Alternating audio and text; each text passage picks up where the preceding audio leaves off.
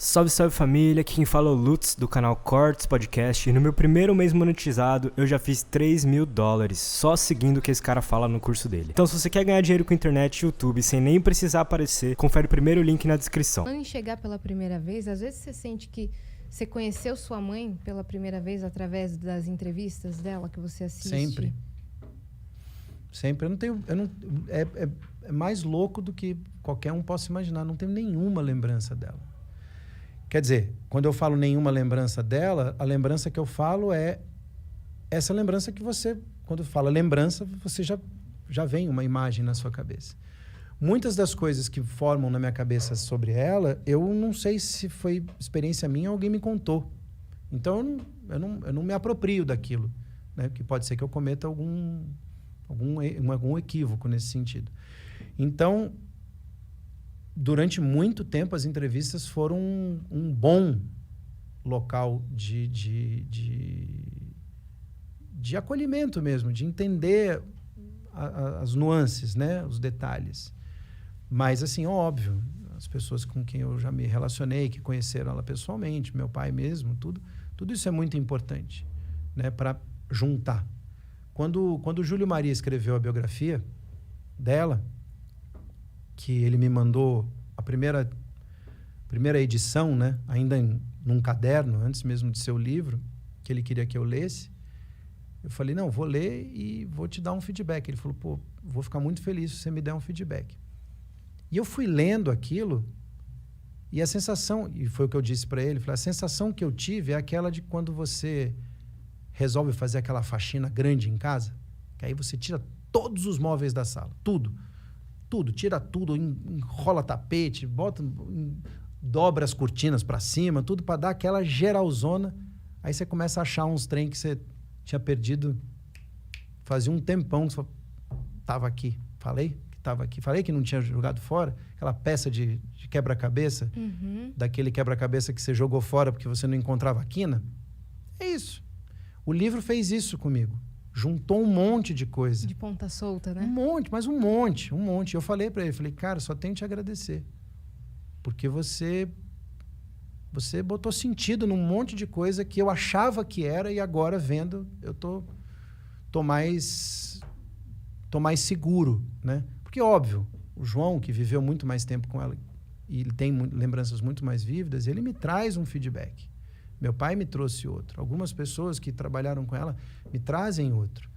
Mas quando você vê um livro onde um cara que falou com todo mundo e ele organiza essas ideias de uma forma, com um discurso, para mim, que não tive essa sorte, cara, é um material incrível. Precioso demais, eu entendi né? muito mais coisa, entendeu? Então, assim, por um lado, é muito triste você precisar desses subterfúgios para você conhecer sua mãe. Isso é óbvio, né? Pesado e triste, não tem o que falar. Mas é o que temos para o jantar hoje. Tem gente que não vou abrir mão. Exato. É. E eu não vou abrir mão disso. Eu quero... Diante de tudo que é ruim ter só isso, poderia ser pior não ter nem isso. Exatamente. Né? Que muita gente não tem nem isso. E então, outra coisa que mudou, assim, foi mudando minha vida ao longo do tempo, foi o próprio distanciamento do fato em si, né?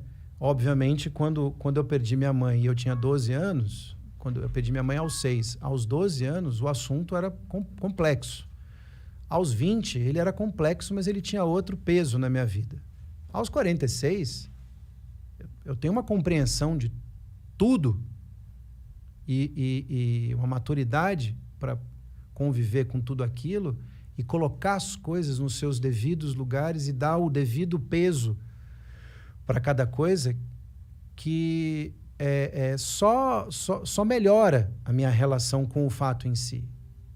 Quer dizer,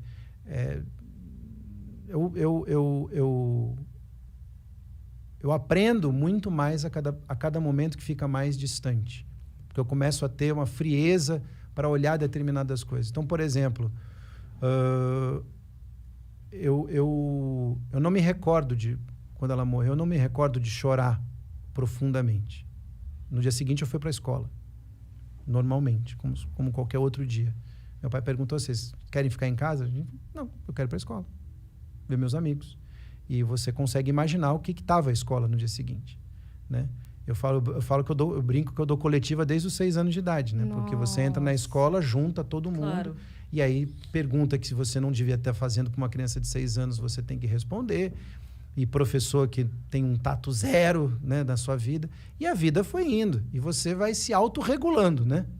Porque tem coisa que o teu pai consegue dar conta e tem coisa que Claro. você que lute. Você né? aprende a dar conta. É na porrada. Não tem jeito. E eu fui dando o meu jeito. O João foi dando o jeito dele. E aí, justamente, a idade equaliza as coisas em tempos diferentes. A Maria Rita do jeito dela, eu do meu jeito, o João do jeito... E aí, eu lembro, com 12 anos, meu pai fez um disco com uma cantora peruana e ela pediu para gravar uma música da minha mãe. E meu pai fez um arranjo, mas ele disse a ela, falou, olha, o meu arranjo para essa música já existe, eu não vou fazer outro. Então, se você quiser gravar essa música, é desse jeito. Eu não vou fazer outro. Ela falou, tá bom. Ele falou, sua conta e risco. Porque o arranjo vai ser o mesmo. Ela falou, ok. E ele fez exatamente o mesmo arranjo. E eu lembro no dia da audição, que ele foi mostrar o disco, e aí chegou essa música. Cara, abriu um buraco embaixo de mim. Abriu um buraco. Eu não conseguia respirar, não conseguia entender mais nada. Foi quando eu tive a noção da perda pela primeira vez, 6 anos depois. Eu precisei de quase isso de terapia para entender por que isso aconteceu. Mas, então, eu fui... E aí, cada vez que eu me deparo com uma pessoa... Porque, assim, as pessoas não entendem isso, né? Você está aqui indo fazer compra. Eu estou de pessoa física. A partir do momento que me reconhece, eu viro pessoa jurídica, na hora, né? Aí você... E, assim, de cada 10 pessoas que me abordam, 9 falam dela. Ou me abordam por causa dela. Então, eu convivo com a perda dela quase que todo dia. Se você não aprender a lidar com isso, você fica louco. Sim. Porque, no final das contas, eu faço a mesma coisa que ela faz. Então, eu não tenho crise de identidade com o meu trabalho, né? Não tenho. Vivo muito bem com o meu trabalho e está tudo certo. E respeito o que ela deixou. E Mas também é a consciência de que as pessoas que fazem isso não estão vindo na maldade, né? nunca. Elas estão vindo por um É carinho, um carinho absurdo. enlouquecedor. Então assim, não só por ela, mas de pensar assim, tem alguma coisa aqui que, né, que existe ainda. Cris, você consegue imaginar quantas pessoas já quase desmaiaram na minha frente de saber que estavam encostando em algo dela? De ter tremedeira, da pessoa não conseguir falar. Mas assim, eu lidei com isso assim, já perdi a conta. É uma loucura, entendeu? Então, assim, como é que você cria uma barreira para se proteger? Não tem que se proteger, é o que é. Sim. E, de repente, receber esse carinho... Total. Que, né, que, de alguma forma, te conecta a ela de uma maneira doce, que é... E aquela pessoa esse amor precisa todo, extravasar né? esse carinho. E a única forma que ela vai conseguir extravasar esse incrível carinho é isso. se eu receber ele. Porque Senão, aquele se eu fã bloquear, Sim. vai fazer mal para ela. aquele fã também ficou órfão Total. de onde depositar o carinho. Então, quando vê um ser que veio dela e que também tem um trabalho que dá continuidade ao legado dela, se sente muito... É uma maluquice, mas assim, foi o que eu falei. Assim, se esse é o roteiro da minha vida, bora lá, entendeu? Vou abraçar, né? Vamos para cima, entendeu? E aí, ao mesmo tempo, com o tempo, ao passar dos anos, eu comecei por exemplo, nós tínhamos uma resistência muito grande às homenagens feitas a ela que não passassem por nós, de alguma forma. Aí, muita gente achava que a gente era embarreador de ideia. Mas é que as pessoas não sabiam o que chegava e de que forma chegava. A grande maioria era oportunista, aproveitadora, sensacionalista. A grande maioria não vai fazer. Muitíssimas poucas pessoas chegavam com uma ideia sólida, à altura dela, agregando valor. Não vinha isso. Assim como foi o livro. Exato. Né? O filme. E aí você começa... Bem, fechamos em copas, não atendemos ninguém. Chega, não falamos sobre esse assunto. E nos restringimos aos editoriais de gravadora e tudo mais. Mas continuavam vindo as coisas. Quando veio tudo meio junto, o musical, o livro, o filme, eu lembro na hora, engraçado, a Rafa, a minha filha já tinha nascido, e eu tive uma sensação assim muito louca. Eu falei, cara, essa história precisa ser contada. Ela precisa ser contada. Entendeu? Mas a gente só vai ter a real noção do impacto disso, do quanto isso é bom, quanto isso é ruim, se a gente deixar fazer. A gente está aqui para se manifestar. Deixei fazer. A Cris quis fazer. Beleza. A Cris fez. E aí? Não gostei. É o meu direito. Mas se o mundo gosta, entendeu? E ela não mentiu, não inventou, não deturpou, nem nada, tá no bora mundo. aí, entendeu? Porque só isso vai fazer a Elis continuar na cabeça de todo mundo. As novas gerações precisam da Elis. Elas não sabem, mas elas precisam. Porque Elis, quando você faz um corte na história política, social e cultural do país, até os anos 80 e a partir dos anos 60, tudo tem Elis. Tudo. Tudo. É uma loucura. A mulher viveu 36 anos e deixou uma obra como se ela tivesse vivido 60. Você fala, que loucura é essa? Uma obra atemporal. E tão moderna, né? Isso tão precisa ser dito. Atual, né? Isso precisa ser dito, entendeu? Porque é um patrimônio nosso. Então, num país que trata tão mal a sua memória e sua cultura, né? Por N motivos, você abrir mão disso, eu não tenho esse direito. Seria egoísmo. A minha mãe é a dona Elis Regina Carvalho Costa, que nasceu lá na Vila do IAPI, em Porto Alegre, e morreu prematuramente aos 36 anos de idade. A Elis Regina não é minha mãe. Eu sou o tutor. E eu preciso cuidar muito bem disso. Quando eu consegui distanciar as duas coisas, primeiro de tudo, eu fui muito mais feliz.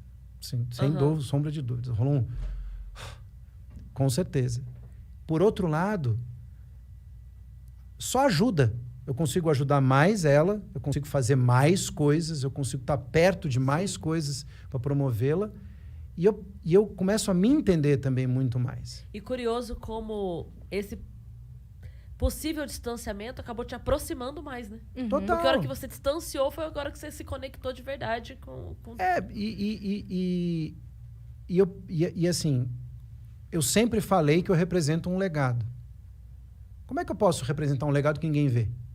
Sim. Ou que, pelo menos, eu não permito que as pessoas... Erradamente, eu não permitia que as pessoas tivessem contato com esse legado. Já foi com esse novo pensamento que você... Porque eu lembro que no orquestra você fez o Bêbado Equilibrista, não foi?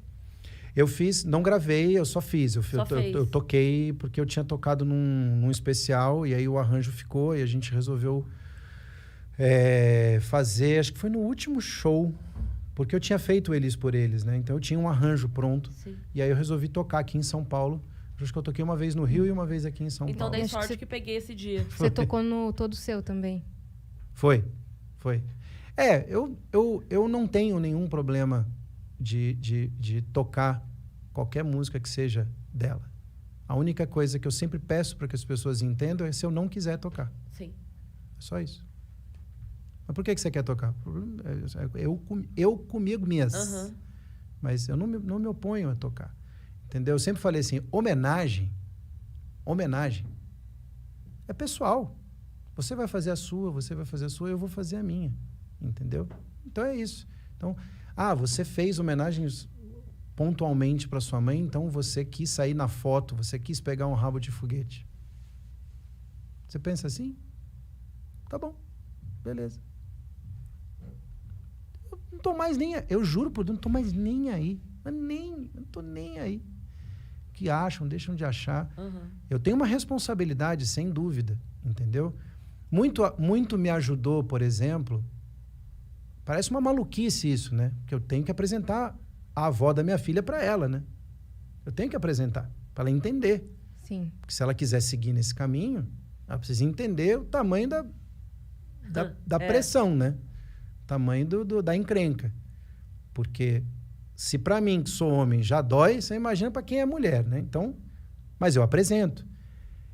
Apresentar para ela me fez entender o quanto eu precisava que isso chegasse às pessoas. Sim. Mais, né? Sim. Mais. Ela tem 15 anos e agora as amigas dela precisam saber quem é. Sim. Essa comparação aconteceu com a Maria Rita. Quando ela apareceu, muita gente falando, tá copiando. Falando, gente, mas é filha, como é que não vai ser? Como é que não vai parecer? É uma coisa muito... Eu só consigo imaginar que seja isso natural do ser humano. Eu não consigo imaginar que não seja outra coisa. Porque eu passei por isso também. Mas como eu sou homem, a parada colou durante um tempo, mas depois não consegui, não deu liga, entendeu? E aí me encheram o saco por outras coisas. Mas eu não sei, parece uma necessidade de você... A gente falou isso aqui no começo, né? De você ter que justificar determinadas coisas. Sim. Né? Parece aquelas notícias de, sei lá, Glória Pires posa com filha e semelhança assusta. Assusta quem? Você não estudou biologia no colégio?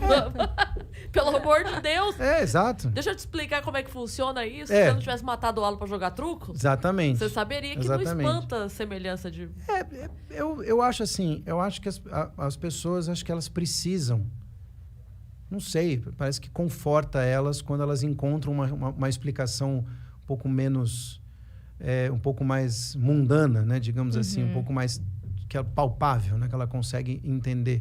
Porque, cara, eu não sei, assim, eu já cheguei a várias teorias, várias. Já cheguei à teoria de que a gente causava uma inveja tremenda, e depois eu comecei a achar que as pessoas eram maldosas, depois eu comecei a achar... No final das contas, eu falei assim, gente, a gente nem é tão interessante assim. Eu tenho certeza que a gente nem é tão interessante assim. Se a gente fosse tão interessante assim, alguém teria proposto pra gente fazer um reality, né? Sei lá, os Marianos, os Camarguians, sei lá, qualquer porra dessa. Sei lá, entendeu? Pô, não é má ideia não, hein? Não, todo mundo pensa em fazer isso, mas assim, eu falo assim, mas é que os nossos arranca-rabos são diferentes dos outros, então não sei se vai ter tanta graça assim, né? E no final das contas, a gente nem é tão interessante assim.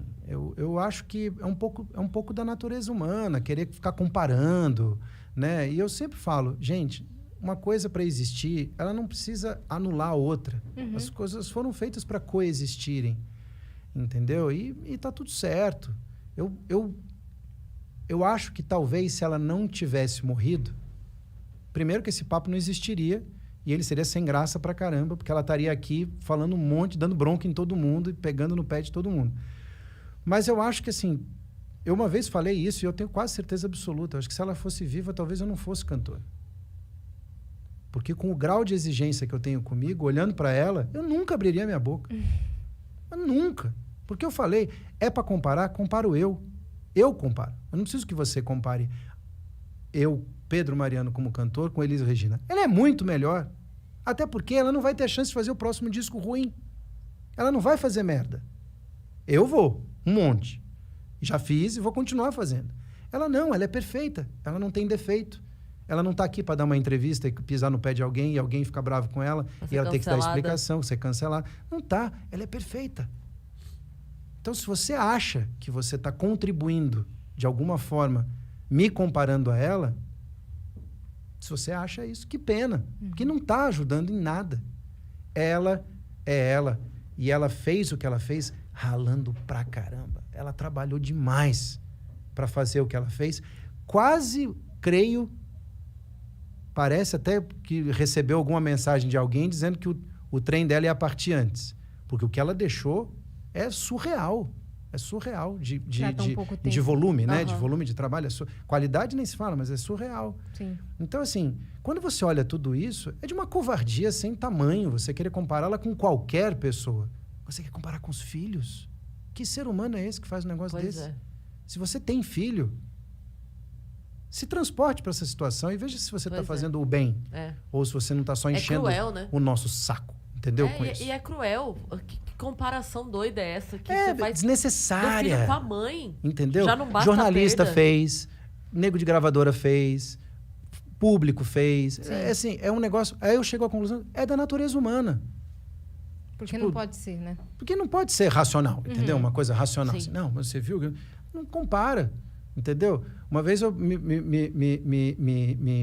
me perguntam muito, né? Por que você fez esse disco? No meu DVD, que eu gravei de 10 anos de carreira, me perguntaram por que eu chamei a Sandy. Eu falei, por que eu tenho que responder essa pergunta, gente? Que pergunta é essa? Não, por que você chama? Porque, acredito que é porque eu gosto dela, né? Porque... Alguém discorda que ela canta bem aqui, por favor? Não, aí eu fiquei fazendo durante um tempão, vinha sempre essa pergunta, e eu fiquei perguntando, falei, será que é porque nego acha que foi forçação de barra de gravadora? Que a gente era da mesma gravadora? Falei, gente, é só olhar, olha as minhas entrevistas, eu cansei de elogiar ela. Sandy é incrível. Eu adoro ela, aliás, eu adoro a família toda. São pessoas incríveis. Somos dois. Então, assim, quando você pega esse tipo de pergunta, vindo assim, out of the blue, você começa a entender, fala assim, acho que não foi o cérebro que fez essa pergunta, né? Foi algum deslize, entendeu? Porque, assim, você fala, maldade? Putz, mas será que a pessoa acordou de manhã e falou assim, hoje eu vou fazer uma maldade? Não. Então, assim, eu acho que é um pouco da natureza humana, essa coisa de comparar, de você querer, para uma coisa dar certo, alguém tem que dar errado, tudo. Eu acho isso tão pequeno. Sim. E eu cheguei um momento da minha vida que eu fiz assim...